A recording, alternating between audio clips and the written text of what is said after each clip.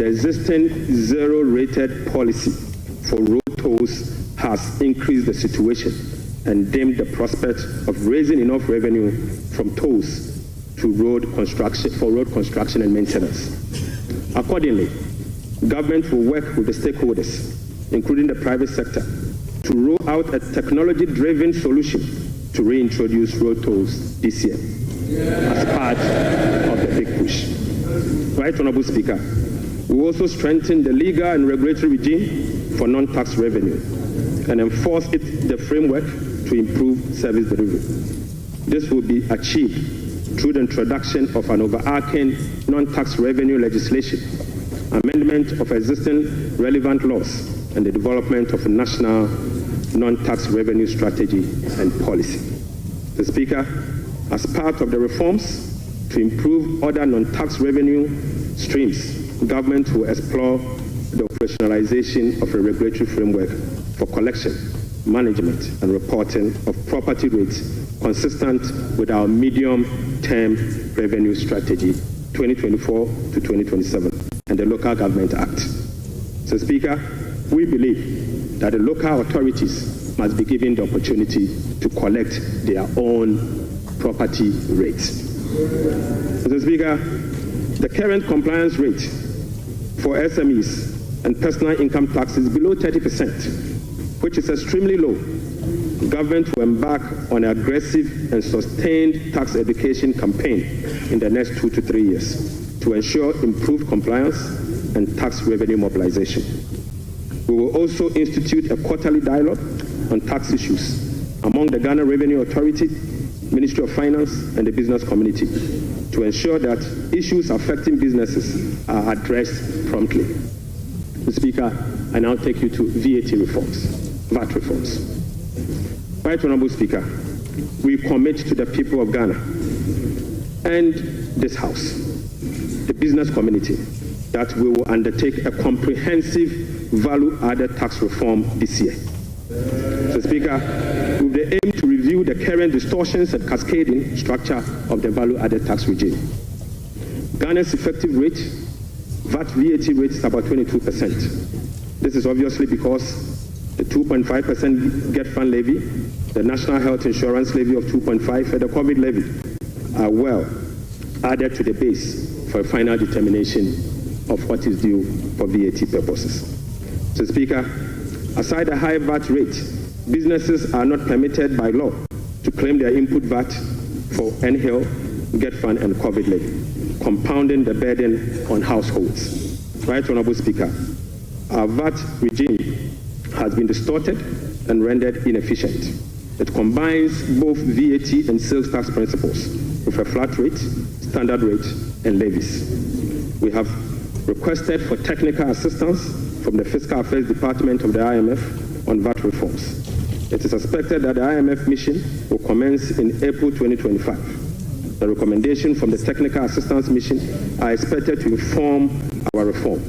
So, Speaker, ahead of the IMF Technical Assistance Mission, I will inaugurate a VAT reform task force to hold broad consultation with key stakeholders for their input. So, Speaker, the parameters for VAT reform will be is for them to complete this year.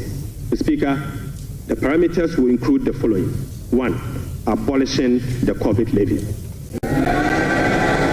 So, Speaker, reversing the decoupling of Get Fund and NHIL VAT from VAT.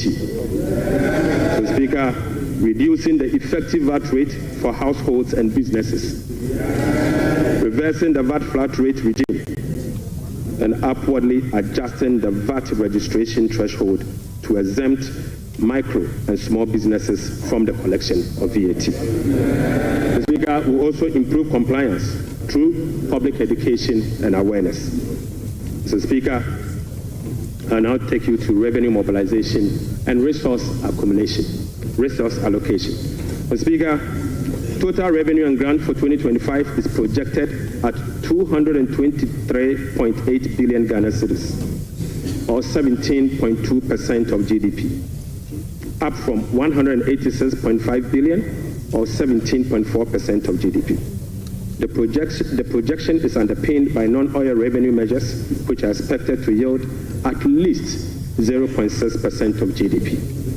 So, Speaker, total expenditure on commitment basis for 2025 has been programmed at 269.1 billion, representing 20.7% of GDP, down from 279.2 billion, which is 26% of GDP in the year 2024.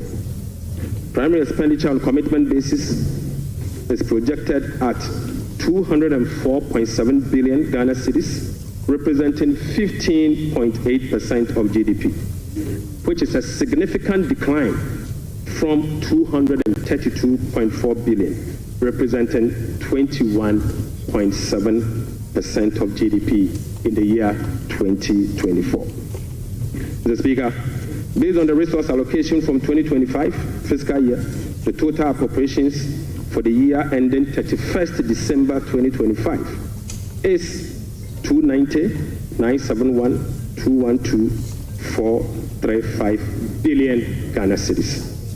So, Speaker, budget financing. Right Honorable Speaker, based on the estimate for total revenue and grant and total expenditure, the projected overall balance on commitment basis is a deficit of 43.8 billion Ghana cedis, equivalent to 3.1% of GDP. The corresponding primary balance on commitment basis is a surplus of 20.3 billion Ghana cedis, equivalent to 1.5% of GDP. On cash basis, Mr. Speaker, overall balance is a deficit of 56.9 billion Ghana cedis, equivalent to 4.1% of GDP.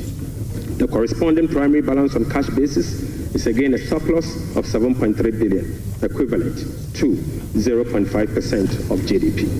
Right Honorable Speaker, the cash deficit of 56.9 billion is expected to be financed from both foreign and domestic sources.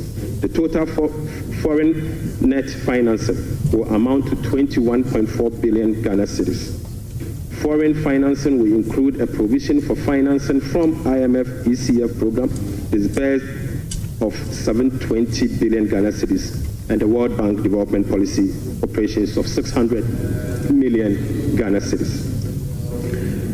The residual net domestic financing will amount to 36.9 billion, representing 65% of total financing for 2025. This is expected to be sourced from the issuance of debt at the short end of the domestic market and opening of the domestic market. Mr. Speaker, the government will take steps to reopen the domestic bond market to extend the maturity profile. The reopening will be executed cautiously to establish large-size benchmark bonds that will enhance market liquidity. Right Honorable Speaker, further is to reduce the risk on debt portfolio of government, and we will build cash buffers to support effective implementation of the liability management strategy. Mr. Speaker, this will help smoothing the redemption profile and mitigate refinancing risk associated with Ghana's debt portfolio. Mr. Speaker, the government in 2025 and the medium term will implement liability management operations to manage the risk embedded in the Eurobond debt profile. Right Honorable Speaker, beginning 2025, we will commence the operationalization of Section 37 to Section 44 of the Public Financial Management Act 2016. Mr. Speaker, in doing so, we will be building sufficient buffers in the sinking fund as a landmark reform to manage our public debt. Right Honorable Speaker, I'm pleased to report to the House that following our proactive fiscal management strategy, in our engagement with the market, this management strategy has yielded sufficient dividend.